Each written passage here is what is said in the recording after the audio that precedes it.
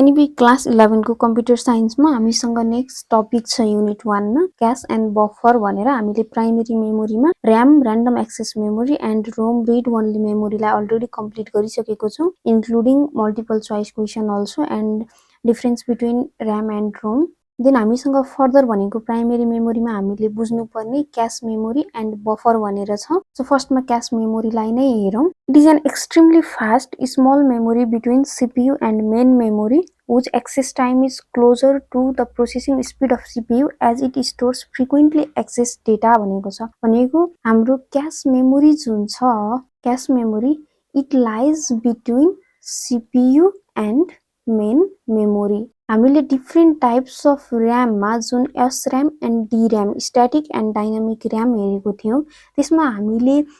DRAM is used as main memory and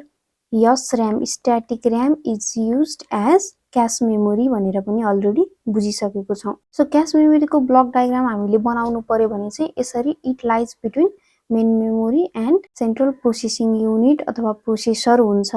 तर cash मेमोरीलाई नै फेरि डिटेलमा गएर हामीले हेर्ने हो भने it is further divided into 3 क्याटेगोरीज L1 L2 and L3 cash यो L1 L2 एन्ड L3 मा अब यताबाट हाम्रो मेन मेमोरी छ यो साइडमा भने के हुन्छ L3 हुन्छ मेन मेमोरीको साइडमा L2 L1 and central processing unit हुन्छ दैट मीन्स स्टोरेज क्यापासिटी को आधारमा हेर्ने हो भने यताबाट यता जाँदाखेरि लेफ्टबाट राइटमा जाँदा स्टोरेज क्यापासिटी कम हुँदै जान्छ सो स्टोरिङ क्यापासिटी वाइज हेर्ने हो भने मेन मेमोरीबाट सेन्ट्रल प्रोसेसिङ युनिट सँग पुग्दाखेरि के हुन्छ त्यो डिक्रिज हुँदै जान्छ देन कस्ट को वेबाट हेर्ने हो भने इन्क्रिज हुँदै जान्छ एन्ड देन गएर एक्सेस स्पीड अथवा प्रोसेसिङ स्पीड को वेबाट हेर्ने हो भने पनि स्पीड एन्ड कस्ट भनेको लेफ्टबाट राइटमा इन्क्रिज हुँदै जान्छ एन्ड स्टोरिङ क्यापासिटी भनेको डिक्रिज हुँदै जान्छ भनेर बुझ्नु पर्यो सो यसरी हामीले क्याश मेमोरी भनेको एउटा small and fast memory that lies between CPU and main memory and access time is closer to processing speed of CPU कै स्पीड सँग क्लोजर हुन्छ त्यो एन्ड जुन CPU ले फ्रिक्वेन्टली एक्सेस गरेको डेटाहरुलाई क्याश मेमोरीमा यो वेबाट हामीले व्हाई क्याश मेमोरी भनेर बुझ्नु पर्यो भने to reduce time it takes for CPU to access frequently used data यदि यो जुन frequently access गरिरहेको डेटा हुन्छ सेन्ट्रल प्रोसेसिङ युनिट अथवा हाम्रो प्रोसेसरले read and write operation frequently perform गरिरहेको हुन्छ त्यो मेन मेमोरीमा पुगेर अथवा सेकेन्डरी मेमोरीमा पुगेर त्यो डेटालाई ल्याएर रिड गर्ने अगेन आएको आउटपुटलाई गएर राइट गर्ने फेरि अनदर डेटा एक्सेस गर्ने गर्दाखेरि के हुन्छ CPU आइडल हुन्छ भनेको त्यो डेटा रिड गर्न जाँदा राइट गर्न जाँदा CPU मा कुनै पनि टास्क परफर्म हुँदैन CPU आइडल हुन्छ सो त्यो CPU लाई हाई अमाउन्टमा युटिलाइज गर्नको लागि CPU लाई आइडल हुन नदिनको लागि क्याश मेमोरीले एकदमै इम्पोर्टेन्ट रोल प्ले गर्ने गर्छ एकदम fast small and easily accessible location that is closer to CPU हुन्छ भनेर हामीले बुझिसक्यौं क्याश मेमोरीको सिनेरियोमा thus it improves the overall system performance by minimizing delays caused by slower main memory and secondary memory access भनेर बुझ्नु पर्यो त्यो मेन मेमोरी एन्ड सेकेन्डरी मेमोरीबाट डेटाहरु एक्सेस गर्दाखेरि लाग्ने जुन डिले हुन्छ टाइमको त्यो के गर्ने भयो इम्प्रुभ गर्ने भयो क्याश मेमोरीले सो यसको फिचर्सहरु हेर्ने हो भने हामीले हाई स्पीड भनेको छ which is faster than main memory reducing CPU wait times secondary मेमोरीको सिनेरियोमा हेर्दाखेरि प्राइमरी मेमोरीहरु सबै के हो फास्टर नै हो तर प्राइमरी मेमोरी भित्र नै पनि मेन मेमोरी भन्दा क्याश मेमोरी के छ फास्टर छ जुन हामीले अलरेडी भनिसक्यौं क्याश मेमोरीमा पनि L3 L2 L1 हुँदै जाँदाखेरि के हुन्छ स्पीड जति त्यो मेमोरी CPU को नजिक हुन्छ नियर लोकेसनमा हुन्छ त्यति एक्सेसिङ स्पीड जुन छ त्यो इन्क्रिज हुँदै जान्छ फास्टर हुँदै जान्छ एन्ड स्मल साइज हुने भयो लिमिटेड क्यापासिटी हुन्छ जसमा फ्रिक्वेन्टली एक्सेस भएको डेटा CPU ले फ्रिक्वेन्टली एक्सेस गरेको डेटा मात्रै के हुन्छ स्टोर हुन्छ proximity to CPU भनेको located close to or within CPU for quick access and levels हामीले अलरेडी बुझिसक्यौं L1 L2 L3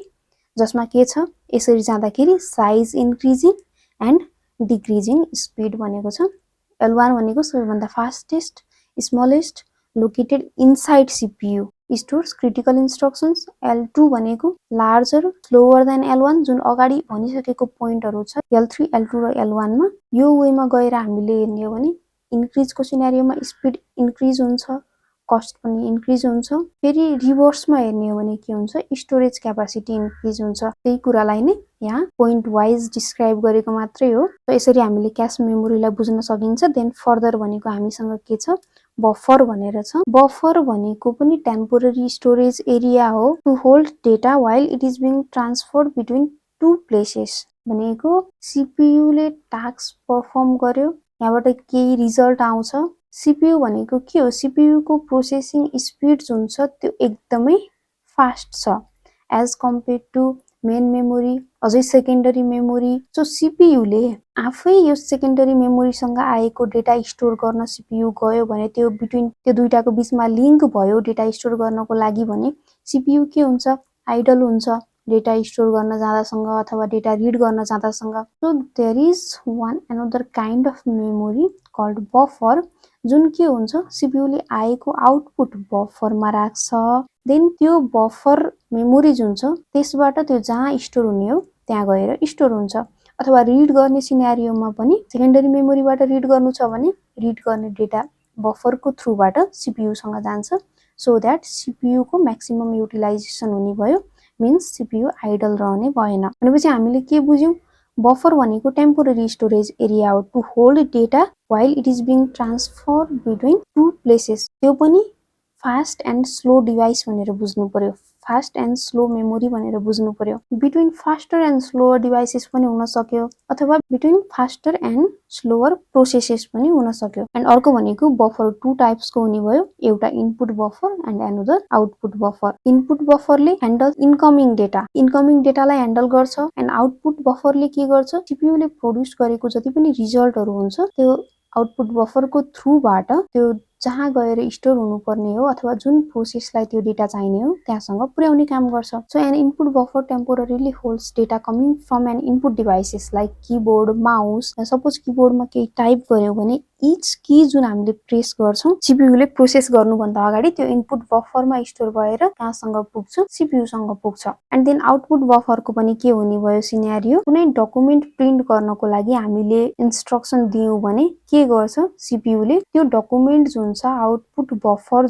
मेमोरीमा राखेर कहाँ पुर्याउने भयो, प्रिन्टरसँग पुर्याउने भयो, र प्रिन्टरले त्यसलाई के गर्छ, प्रिन्ट गर्छ। भनेको printer takes that data from buffer output buffer at its own speed. भनेको सीपीयूको कम्पेयरमा प्रिन्टर के हो, एक्सटर्नल डिभाइस हो, त्यसको स्पिड एकदमै कम हुन्छ सीपीयूको प्रोसेसिङ स्पिड भन्दा। त्यही भएर सीपीयूले आउटपुट बफरमा हालिदिन्छ, सीपीयू अरु कुनै टास्क गर्न थाल्छ, प्रिन्टरले आफ्नै स्पिडमा आउटपुट बफरबाट त्यो डकुमेन्ट लिन्छ र प्रिन्ट गर्छ। हामीले क्याश मेमोरी भनेको सीपीयू एन्ड मेन मेमोरीको बीचमा लाई गर्ने अथवा विथिन सीपीयूमा हुने मेमोरीलाई बुझ्यौं, किनकि क्याशको डिफ्रेन्ट टाइप्स हुन्छ। देन गएर बफरमा हामीले के बुझ्यौं, इनपुट एन्ड आउटपुट बफरलाई बुझ्यौं। देन नेक्स्ट ट्युटोरियलबाट हामी सेकेन्डरी मेमोरी स्टार्ट गर्दैछौं। So thank you for watching this video. If there is any confusion then please let me know in the comment box. Thank you.